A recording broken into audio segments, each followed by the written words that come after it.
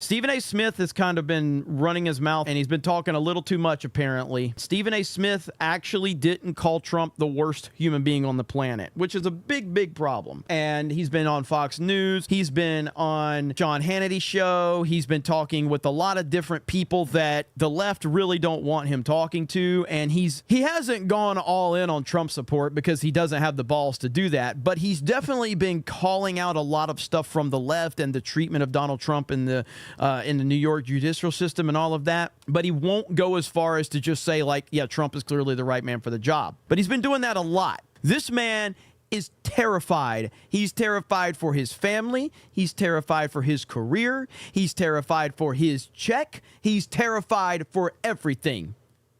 I wanted to touch on something that I made news about just a few days ago. Let me say this, ladies and gentlemen.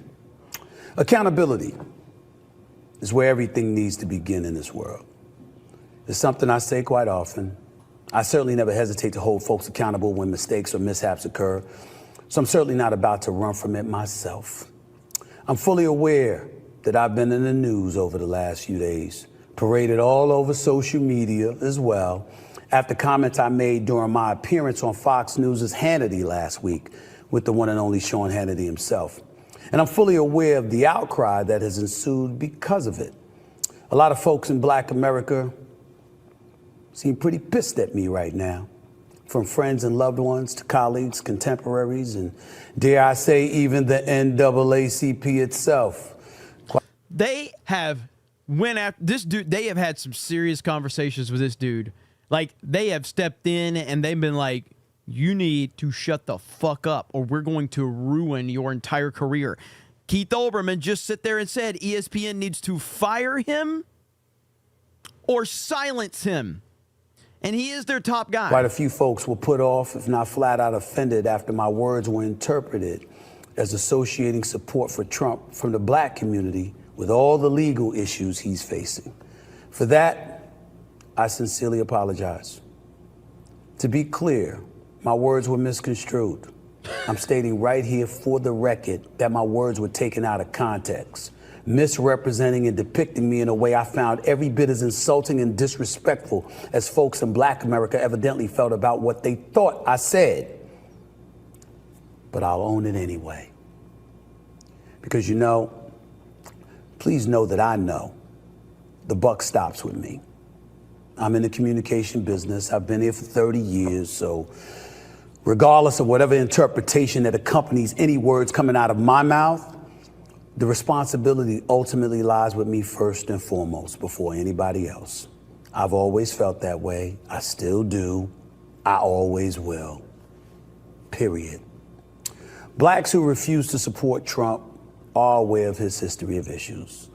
What's his history of issues? Please, Stephen A., please let us know what his history of issues are that's hurt the Black community. And we'll never forget how Trump claimed Obama, the nation's first Black president, wasn't even qualified to hold office because he was born in Kenya, although Trump recanted the statement during his 2016 campaign run for the presidency. Let's go! Yet Trump's dissenters were not the topic of discussion when I was talking to Hannity.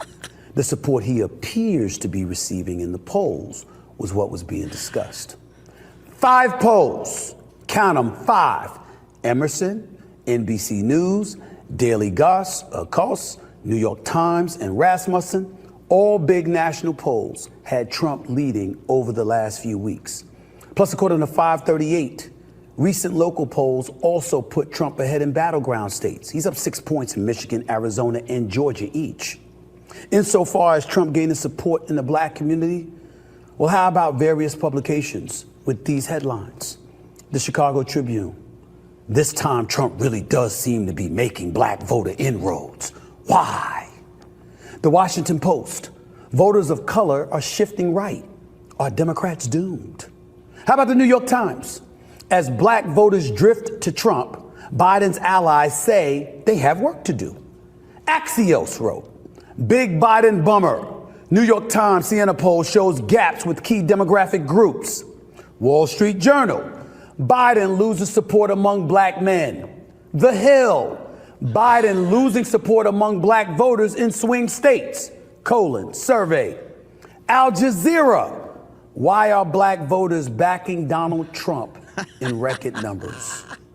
And CBS News, black voter support for Trump up from 4% to 23% poll finds. Why did I say all of that? Because I want to show you I didn't just open my mouth. I read, I listened, and I've seen a momentum shift, as we all have. Anywhere I appear, no matter my subjectivity relating to what I feel, is still going to be based on facts being presented into the stratosphere.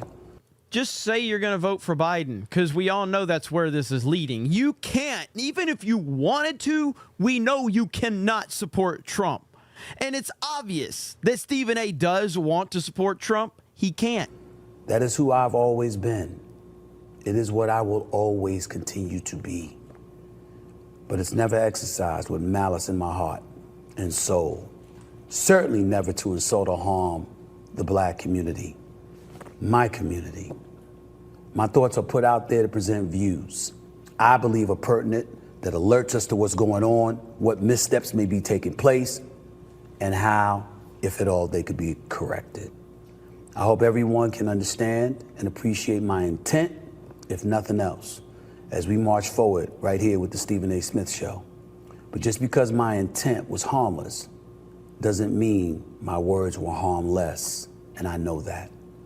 I can always do better, and I'll strive to do just that every single day that I'm alive. He's saying he's already apologized, and now he's saying, I'm going to do better. What are you going to do better at? You literally just shared facts and reality that are actually happening. What did you do to apologize? What did you do that warrants an apology? What did you do that requires you to be better? Nothing. You did absolutely nothing. But you sit here and made this pathetic hostage video because you are terrified. Terrified. And I saw Greg, Black Conservative Perspective, he's always going at Stephen A. Smith about this, because he's like, Stephen A. will always bow down to the overlords.